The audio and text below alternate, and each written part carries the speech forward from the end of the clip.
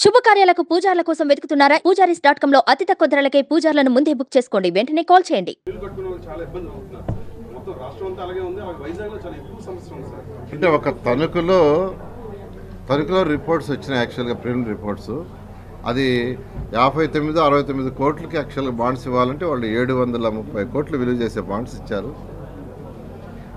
అదేవిధంగా తిరుపతి డిఫరెంట్ ప్లేసుల్లో కూడా జరిగింది. అన్నింటిలో కమిటీ వేసాము. రిపోర్ట్స్ అన్నీ త్వరలో వస్తాయి. అవన్నీ స్టడీ చేసేసి ఏదైతే కోర్టు ఆదేశించిందో దాని ప్రకారం నెక్స్ట్ మంత్ ఎండింగ్ లోపల అన్ని దగ్గర బాండ్స్ రిలీజ్ చేస్తాం. జగన్మోహన్ రెడ్డి ప్రభుత్వం వ్యవహరించిన తీరును ఖండిస్తున్నా అని చెప్పి వీలైతే నేను ధర్నా కూడా తీరడం బాధ్యత. ఆయన గవర్నమెంట్లో అన్ని వ్యవస్థలు అస్తవ్యస్తం ఇప్పుడే చెప్పా. ఇక చెప్పుకుంటా పోతే సాయంకాలం దాకా కూర్చొని చెప్పుకుంటాం.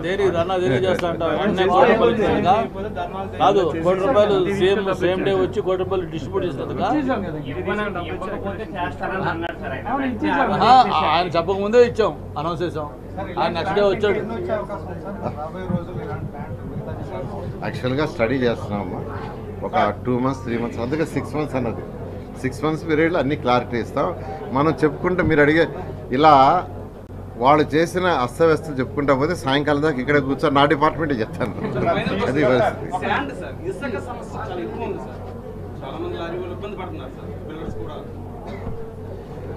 ఈ శాండ్ యాక్చువల్గా అక్టోబర్ 15th వరకు, అక్టోబర్ 15వ తేదీ వరకు కొద్దిగా సమస్య ఉంటుంది. ఎందుకంటే ఎన్జిటి వాళ్ళు రివర్స్లో ఉండే అక్టోబర్ 15 దాకా ఈ సీజన్లో లోడకూడదని యాక్చువల్గా ఇన్స్ట్రక్షన్ ఇచ్చారు.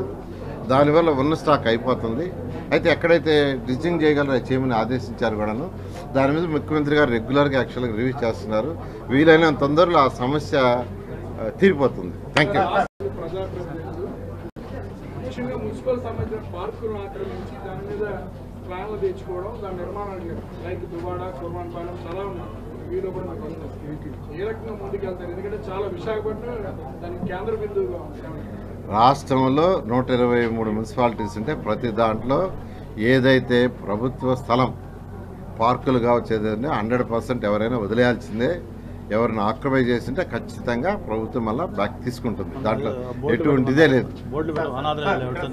ఫర్ ఎగ్జాంపుల్ మనకు అనాథరైజ్డ్గా బిల్డింగ్స్ కట్టుంటే యాక్చువల్గా మీకు అందరికీ తెలుసు, బిల్డింగే ఒకటి తీసేసాం. ఎందుకంటే పార్కులు అవన్నీ పెట్టింది ఎందుకంటే అక్కడ ఉన్న ప్రజలకి వాళ్ళ యొక్క దానికోసం పెట్టాం. అవి ఎవరు ఆక్యుపై చేసుకోవడానికి కాదు, కమ్యూనిటీ ఫెసిలిటీస్. అందువల్ల ఎక్కడైనా, అందుకే మన నెల్లూరులో కూడా నేను చెప్పాను, ఎవరైనా ఆక్యుపై చేసుకొని ఉంటే మీరే వదిలేయండి, మేము వచ్చి కొట్టే లోపలని చెప్పాను.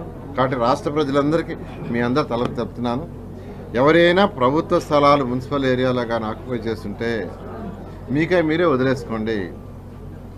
పార్కు స్థలాలు కావచ్చు లేదా ఏ స్థలాలైనా ఇలాంటి ఖచ్చితంగా ప్రభుత్వం చర్యలు తీసుకుని వాటిని ఆక్యుపై చేసుకుంటారు. ఆంధ్రాలో కూడా హైడ్రో లాంటిది వస్తుంది.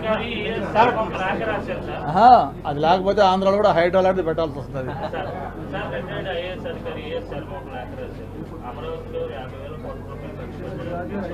వైఎస్ఆర్సీపీలు ఏం చేశాడు?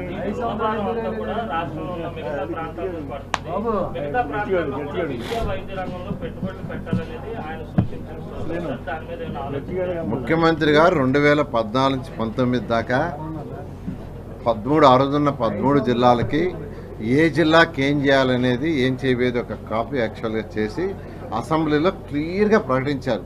13 జిల్లాలకు ఏ జిల్లాలో ఇండస్ట్రీస్ చేస్తున్నాం, సాఫ్ట్ ఇండస్ట్రీస్, హార్డ్ ఇండస్ట్రీస్ లేదా ఎంప్లాయ్మెంట్ వచ్చాయి. అలా యాక్చువల్గా 13 జిల్లాలకు అప్పుడు చేశారు. మళ్ళా కూడా ఇప్పుడు యాక్చువల్ గవర్నమెంట్ వచ్చింది. ఖచ్చితంగా వారి విజన్తో 13 జిల్లాలను సమానంగా డెవలప్ చేయడం జరుగుతుంది. సుమన్ టీవీలో మీ పర్సనల్ అండ్ బిజినెస్ ప్రమోషన్స్ కోసం కింది నెంబర్కి కాంటాక్ట్ చేయండి.